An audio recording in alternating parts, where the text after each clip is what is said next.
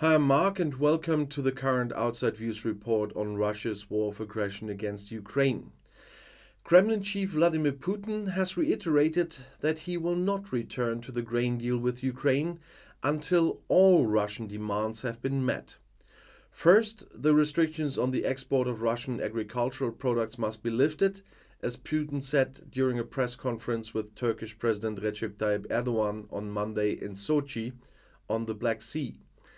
He once again complained that Western sanctions were hampering the export of Russian grain, fertilizer and agricultural technology.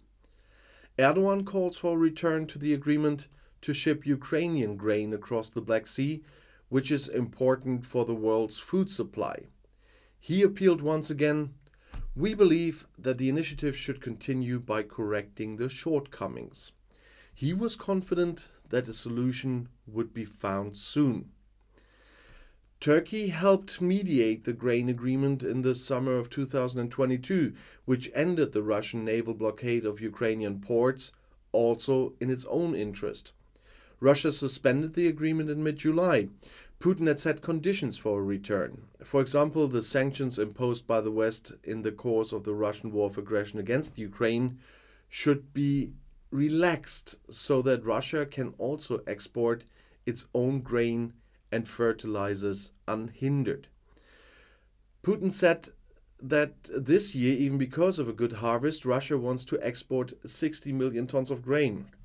Ukraine, on the other hand, risks losing its role as a supplier due to the lack of a grain agreement. Putin once again announced free Russian grain supplies to the poorest countries. It was the first meeting between the two heads of state since Erdogan's re-election in May. The Turkish president is acting as a mediator in the Russian war of aggression against Ukraine and maintains close contacts with both parties to the conflict. The NATO country does not participate in sanctions. Ukraine has been repelling a Russian invasion for over 18 months with massive Western aid. About 3 months ago, Kiev began a long-awaited counteroffensive. Russia is facilitating access to universities for war veterans because of this. According to official figures, 8,500 soldiers fighting in the war against Ukraine or their children have enrolled on the basis of a special quota for university studies. Also, in order to recruit volunteers for their war against Ukraine, the Russian leadership has promised the soldiers a number of benefits. Thus, volunteers and mobilized have the right not to pay their loans during military service. Employers are not allowed to fire soldiers, and the soldiers themselves do not have to pay income tax on their wages, which are quite high by Russian standards. And according to British estimates, Russia is also continuing its cyber war against Ukraine. The Russian hacker group Sandworm used malware called Infamous Chisel, as the Ministry of Defense said in London. It enables permanent access to compromised Android devices and the tapping of data. This would also target applications by the Ukrainian military. Proceedings against the suspected Russian Secret Service agents have also now begun in Sweden.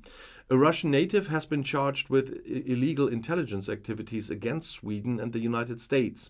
He is said to have helped Russia procure modern technology on behalf of the GRU military intelligence service.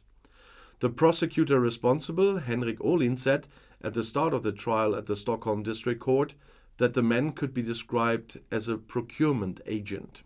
The 60-year-old accused faces several years in prison now. And if you want to know more about the development in this current war, the next video is right here in the end screen. I'll be there.